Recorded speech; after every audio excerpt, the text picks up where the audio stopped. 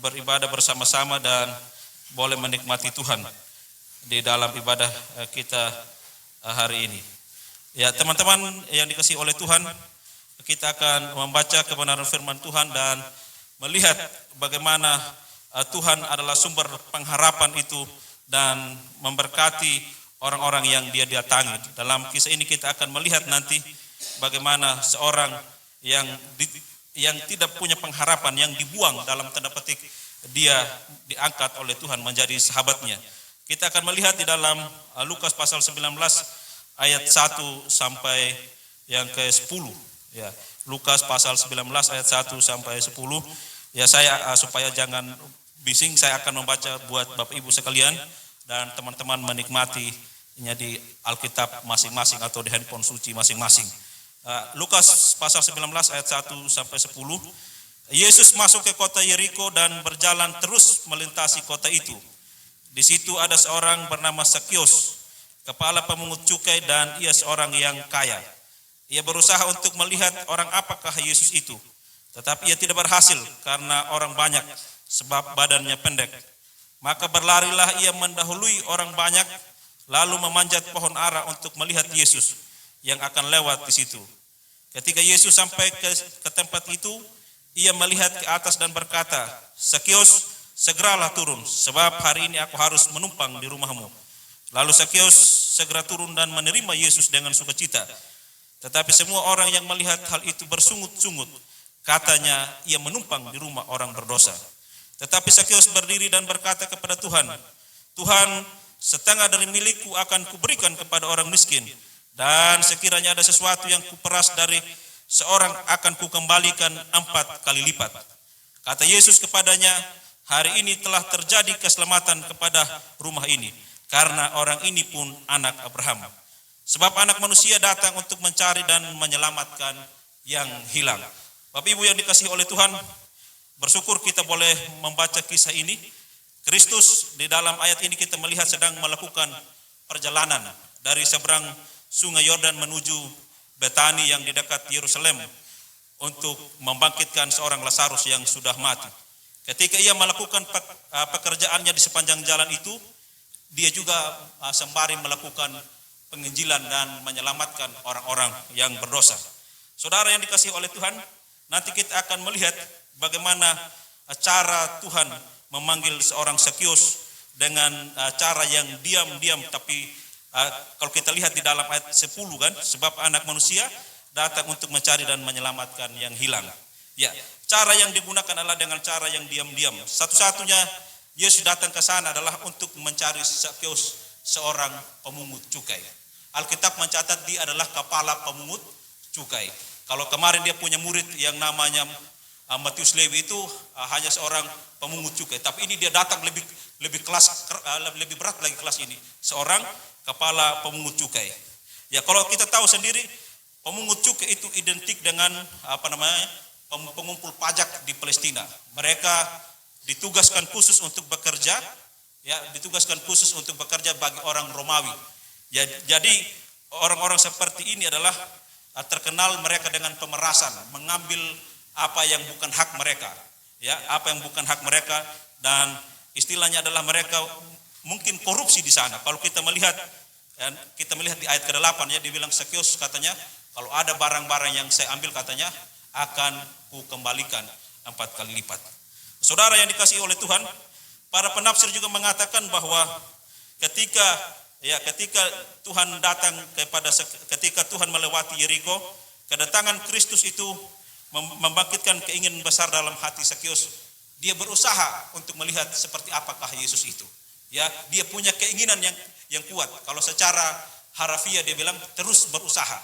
Ya, karena mungkin selama ini dia sudah mendengar kabar tentang Yesus, bahwa Yesus juga mencintai atau mengasihi para pendosa itu. Di antaranya adalah pemungut cukai ini. Dia berusaha untuk mencari Yesus, walaupun ya Alkitab mencatat bahwa Zakeus itu badannya pendek. Karena ketika badannya pendek, dia berusaha untuk naik ke pohon dan ingin sekali dia berjumpa dengan, mau melihat seperti apakah Yesus itu. Yesus tetapi karena badannya pendek, ia begitu dibenci sehingga tidak ada yang menolongnya. Itulah sebabnya dia memanjat pohon. Bayangkan saudara, di tengah kerumunan seperti ini, kita adalah orang yang dibenci, adalah orang yang ketika mungkin kita datang langsung, itu udah datang penjahat itu katanya, itu udah datang orang korupsi itu dan segala macam. Artinya jangankan yang korupsi ya, merebut pacar orang saja sudah menjadi masalah besar. Itulah seperti itulah yang dialami oleh Sakeus pada waktu itu. Dia tahu persis. Para penafsir mengatakan kerinduan Sakeus ingin tahu tentang bagaimana perhatian Yesus tentang orang-orang seperti dia ini. Sebelum Yesus mencari Sakeus, tetapi lebih dahulu Yesus mau mencari Sakeus.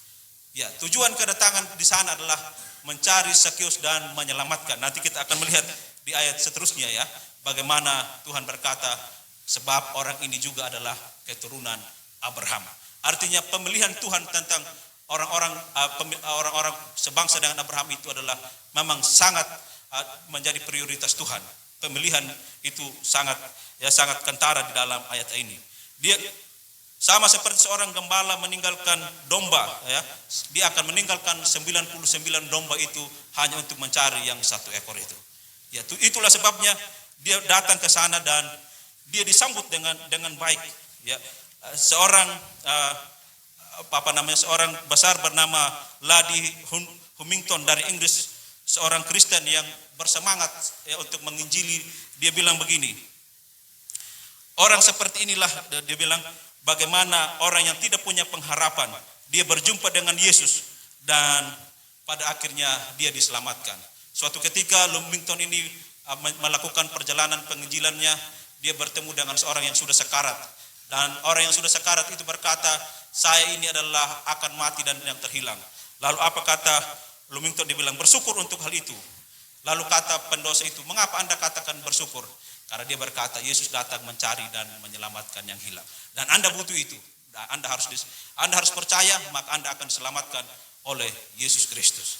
Itulah sebabnya, saudara yang dikasihi oleh Tuhan, jika yang tidak berpengharapan hendak dimenangkan, kita harus pergi mencari mereka. Itulah tugas kita. Kita harus pergi mencari dan menyelamatkan mereka.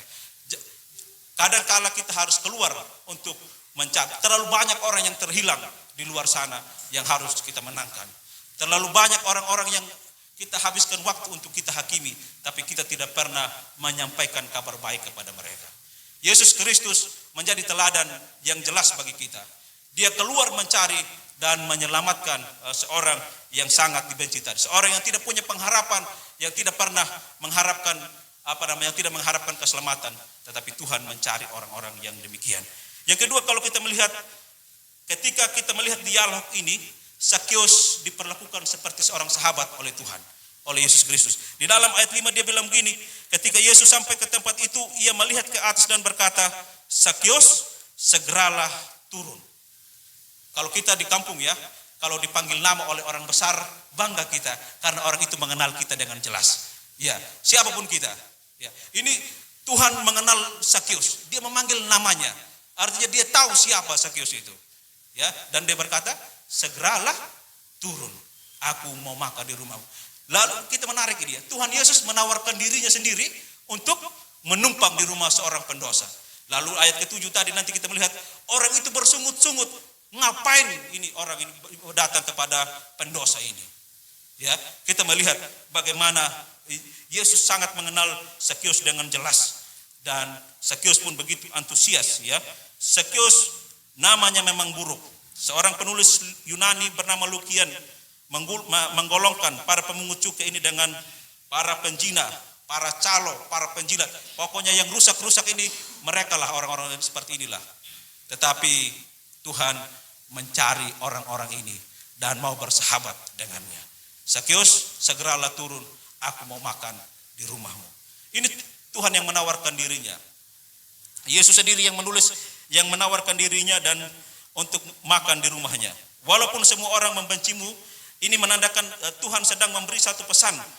Jadi pada hakikatnya Yesus berkata kepada orang-orang di situ bahwa walaupun semua orang membencimu dan menolakmu, tetapi aku datang untuk menjadi sahabatmu. Maka dia bilang, katanya segeralah turun. Keinginan Yesus untuk menjadi sahabatnya, ya, menjadi sahabat dari si pendosa ini. Kalau kita melihat dalam kehidupan sehari-hari, saya teringat akan kata Mother Teresa. Dia bilang begini, kita ini adalah pensil di tangan Tuhan yang menuliskan kasih bagi dunia ini. Ketika dia pergi di yang kumuh di India itu di Kalkuta, ya, dia menolong orang-orang itu yang katanya, kita kan belum pernah melihat ya, katanya bahwa disitulah kalau kita menemukan orang mati berhamburan itu di sana. Tetapi dia datang di sana. Dia meninggalkan kemewahan yang ada pada dirinya dan dia pergi di satu kota yang kumuh itu. Dia menolong orang-orang yang terpinggirkan, menolong orang-orang miskin di sana.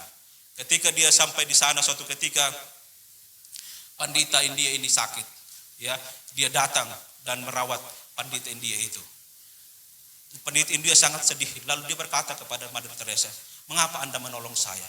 Tidak tahukah bahwa saya sudah merancang untuk membunuh Anda?" Saudara yang dikasihi oleh Tuhan, Mother Teresa tidak menggunakan bahasa teologi yang tinggi. Mother Teresa tidak menggunakan kalimat-kalimat yang indah. Mother Teresa hanya berkata, "Yesus mengasihiku, maka saya harus mengasihi Anda." Saya rasa kadang-kala kita mungkin pandai berteologi, ya. Kita mungkin jago berdebat dan segala macam seperti yang kita lihat di dunia YouTube sekarang, ya. Tetapi bahasa kasih inilah yang kurang di dalam kekristenan hari-hari ini. Dan kita hari ini harus menjadi penggerak di dalamnya. Ya, dia hanya menggunakan kalimat yang sederhana. Tuhan mengasihiku dan saya harus mengasihi Anda. Itu saja, simpel. Love God, love people. Cinta Tuhan harus cinta kepada sesama.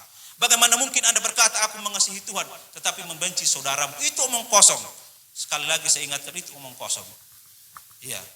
Cinta kita kepada Tuhan itu harus kelihatan kepada sesama kita. Itulah sahabat yang baik.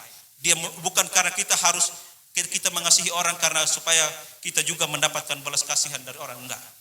Tetapi kita harus mengasihi orang itu karena kita sudah dikasihi oleh Tuhan. Itu hukumnya.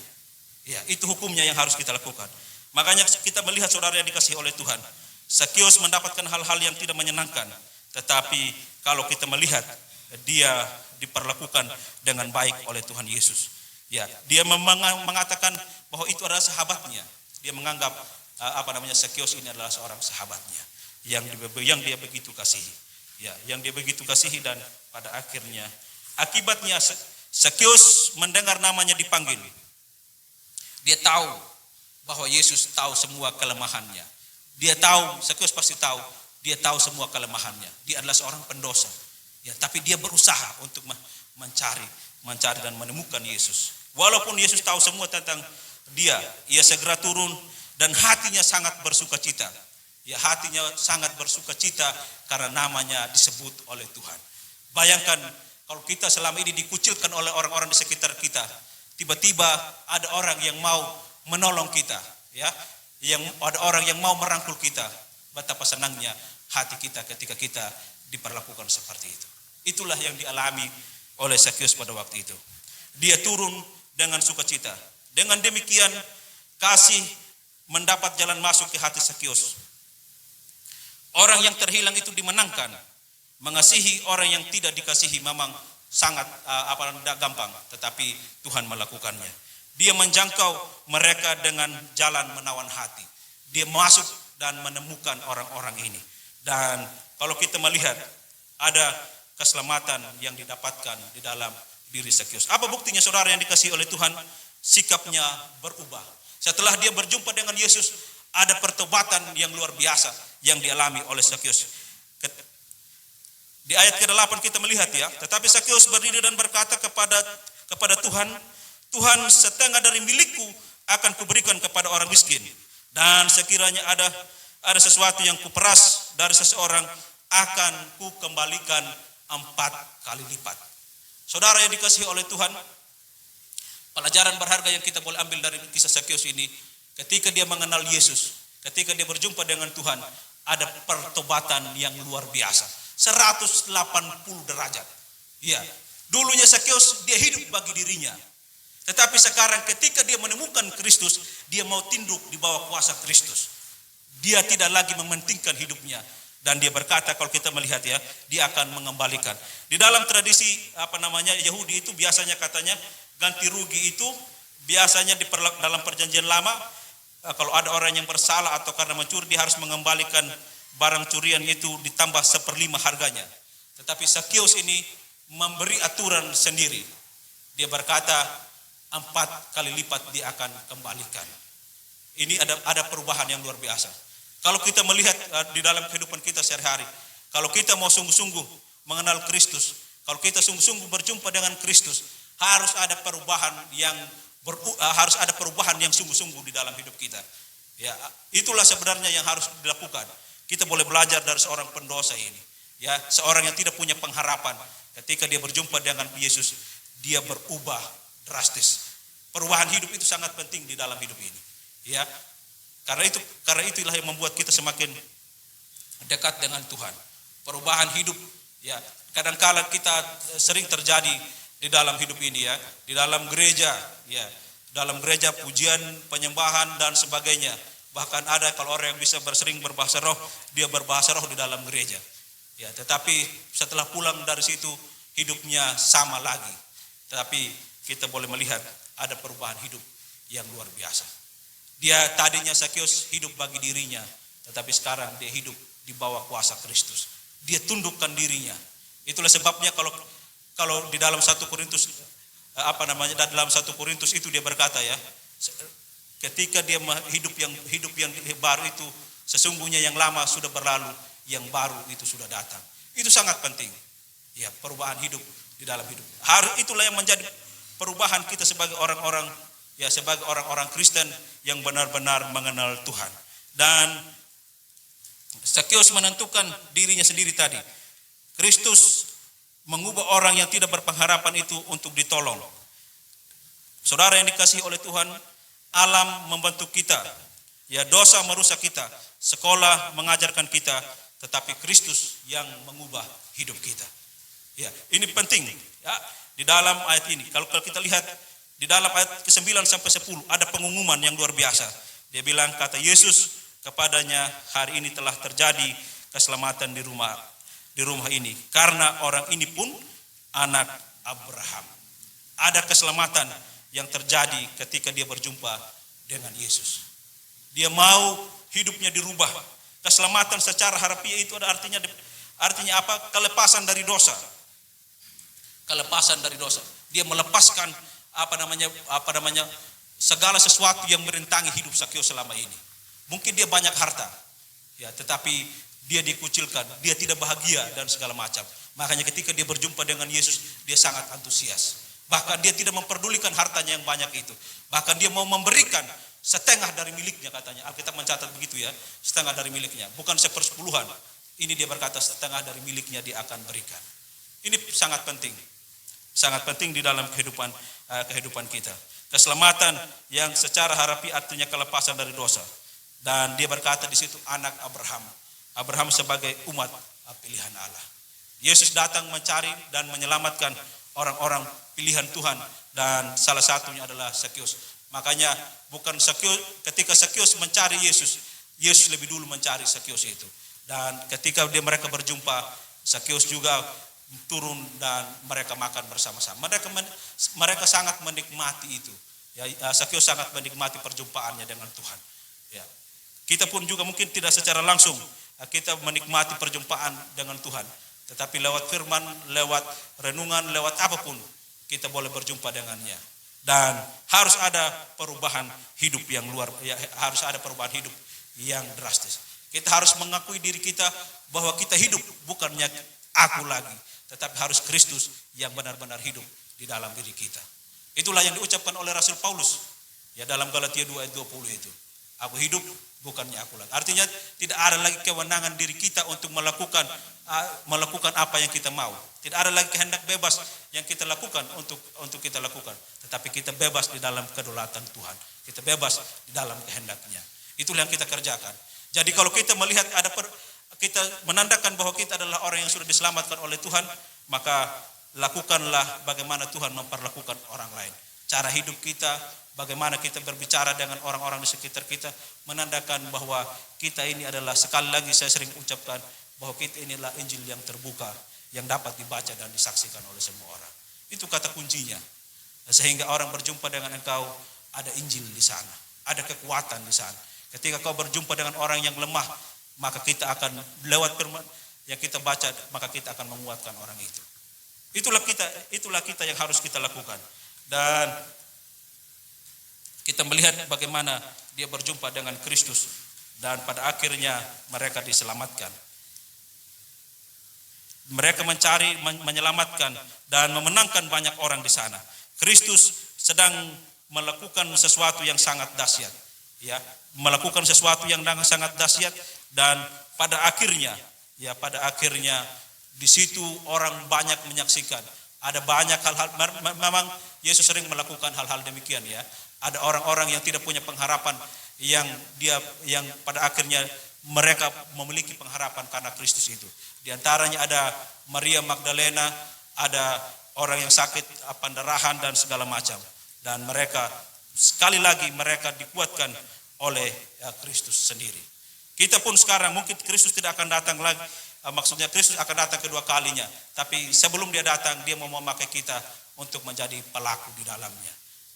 Maukah kita? Siapkah kita? Saya rasa kita harus siap untuk menjadi pelaku firman itu. Menyampaikan kabar baik bagi setiap orang yang ingin, setiap orang yang kita jumpai. Tuhan berkenan memenangkan seseorang yang kita anggap tidak punya pengharapan. Sesungguhnya hal ini memberikan keyakinan pada kita mengenai keselamatan mereka yang tidak punya harapan. Memenangkan orang-orang yang demikian itu sangat perlu, ya, karena tujuan kita ke dunia ini adalah mengerjakan pekerjaan Kristus yang Tuhan percayakan. Apapun dan dimanapun kita berada, apapun pekerjaan kita, apapun yang menjadi profesi kita, tetaplah menjadi pelaku firman. Kalau kita melihat di dalam ayat ini, Kristus mampu menyelamatkan dan mengubah orang yang tidak berpengharapan, yang penyelamatannya yang kita rindukan. Itulah sebabnya Tuhan mewariskannya kepada kita. Dan Kristus mau kita menggunakan kita sebagai alatnya untuk memenangkan orang-orang yang tidak punya pengharapan, untuk menyatakan kasih Kristus melalui hidup kita. Kasih Kristus harus nampak di dalam kehidupan kita. Karena kembali lagi, kita ini adalah anak-anaknya, kita ini adalah mitra Kristus yang dipakai untuk menyampaikan kabar baik itu. Selagi kita masih sehat, selagi kita masih muda, mari kita melakukannya. Ada banyak orang yang sudah sakit-sakitan, lalu dia berkata, Tuhan, saya mau melayani Tuhan. Karena dia sudah sakit-sakitan. Tapi kalau sudah sembuh, dia berkata, mungkin dia sudah lupa apa yang sudah dia ucapkan. Sering sekali itu. Memang kita sangat pandai merayu Tuhan ketika kita dalam keadaan terpuruk. Tapi kita lupa merayu Tuhan ketika kita dalam keadaan senang. Ya, makanya jangan salah, kadang-kala kita susah terus hidupnya karena Tuhan mau kita berubah. Ya, itu mungkin itu dipelesetin, ya. Ya, kadang-kala seperti itu. Ada banyak yang kita temukan seperti itu. Saya sering berjumpa dengan orang, ya, katanya, ayo Melki, kita doakan rumah kita ini, katanya, ya. Kalau laku nanti kita setengah bagian dari harga ini kita pakai untuk pelayanan. Berapa bulan kemudian lakulah rumah kawan itu. Tapi setelah sampai sekarang tidak kita dengar mau pelayanan ke Sumba atau kemana. Ya begitu, saya memang tidak mau sakit hati dengan orang-orang begitu, karena saya udah tahu bahwa manusia itu gampang berubah. Iya, makanya teman-teman yang dikasihi oleh Tuhan, kalau Anda dijanji Golkar oleh pacar Anda, jangan terlalu percaya itu. Ya, karena memang manusia gampang berubah. Iya. Tapi ada Tuhan yang tidak berubah, kasih setia Tuhan itu yang tidak pernah berubah. Itulah yang harus kita pegang. Dan apakah kita harus membenci dia ketika janjinya tidak terpenuhi kepada kita? Enggak, harus kita tetap mengasihi. Tetap sampai hari ini pun saya sama Bapak itu tetap bersahabat. Ya, sekalipun dia sudah berdusta, tapi biarkan Tuhan, ya kan? Ya, tapi itulah hidup, ya kan? Tapi kita tetap mengerjakan apa yang menjadi pekerjaan, karena misi kita adalah untuk pergi. Bahkan itu kan kalaupun dia mau pakai untuk pelayanan, kan itu kan untuk dia juga sebenarnya. Bukan untuk dia, maksudnya untuk dia juga, untuk dia juga, supaya dia dipakai Tuhan untuk mewartakan kabar baik, bukan untuk saya. Paling saya mungkin hanya kalau diajak, saya bilang kalaupun saya diajak, Pak, enggak kuat pun saya enggak apa-apa. Mau angkat speaker pun saya mau, saya bilang, asalkan kita pergi. Ya, tapi Udah sampai hari ini mungkin udah ada rumah barunya, udah udah sampai lantai 2 besar sekali. Aku udah sering main ke rumahnya. Tapi begitulah hidup. Ya, tapi tidak apa-apa. Kita harus terus berjalan dan tetap bersahabat dengannya. Karena mungkin ada waktu yang tepat nanti kita akan pergi melayani bersama-sama. Dan kita tadi kembali lagi ke konsep awal. Kita harus tetap sama seperti apa yang diucapkan oleh Mother Teresa. Kita tetap mengasihi mereka karena Tuhan sudah lebih dulu mengasihi kita. Itu konsepnya. Ya. Jadi kasih Tuhan itu kita jelas ya.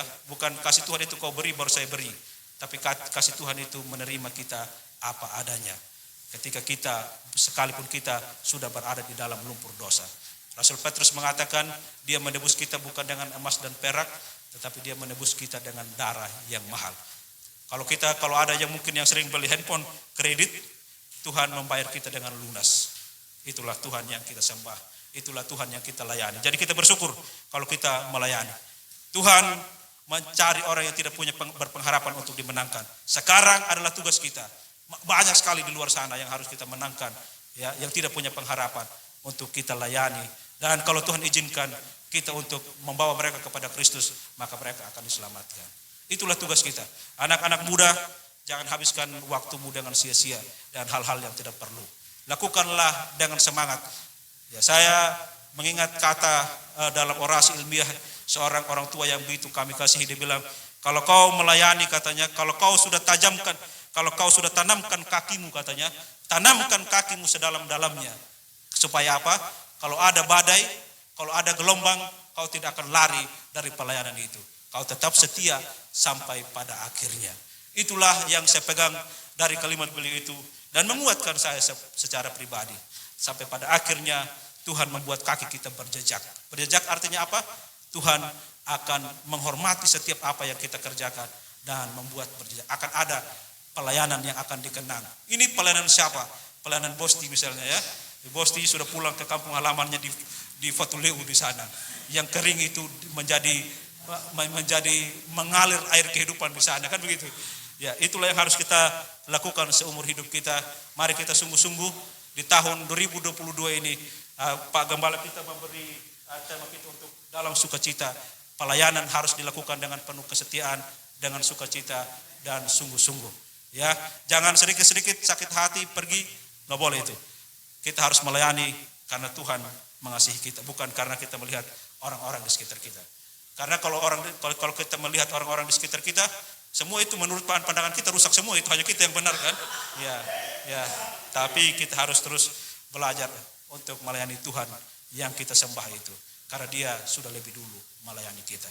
Pengharapan di dalam Kristus itu selalu ada, seperti si pendosa yang dilakukan oleh Zakeus ini. Dia adalah orang yang dikucilkan, sekalipun secara harta dia punya yang banyak. Ya, secara harta dia memiliki kekayaan yang banyak, tetapi dia dikucilkan. Ketika Yesus datang kepadanya, orang-orang di situ mengeluh dan berkata, buat apa datang ke rumah orang berdosa? Tapi Yesus tahu persis kepada siapa dia harus datang. Karena sama seperti seorang dokter, kalau tidak ada orang sakit tidak akan ada dokter. Begitupun kehidupan ini. Banyak orang-orang sakit di luar sana yang harus kita pergi dan harus layani. Keluar dan kasih itu harus ditularkan kepada orang-orang di sekitar kita dan orang-orang di luar sana. Kiranya kita dimampukan oleh Kristus untuk menjadi pelaku firman Tuhan. Sekali lagi, masa muda adalah masa yang indah untuk kita melayani sungguh-sungguh. Ya, kalau Tuhan kita masih, kalau sudah 60-70 tahun, itu pun kalau kita masih hidup. Ya, sekaranglah waktunya kita berjalan bersama-sama dan beritakan kabar baik itu. Tuhan menolong kita, Tuhan memberkati kita di dalam setiap langkah hidup kita ini. Pengharapan dari Kristus memberikan kita kekuatan, memberikan kita kemampuan untuk melakukannya. Sebagai kesimpulan, Kristus mampu menyelamatkan dan mengubah orang yang tidak berpengharapan, yang penyelamatannya kita rindukan. Yang kedua, Kristus mau menggunakan kita sebagai alat untuk memenangkan orang yang tidak punya pengharapan, untuk menyatakan kasih Kristus melalui pribadi kita. Tuhan menolong kita, mari kita tundukkan kepala. Bapa di surga, hamba-Mu sudah selesai menyampaikan firman-Mu, hamba-Mu yang terbatas, kiranya Roh Kudus-Mu menerjemahkan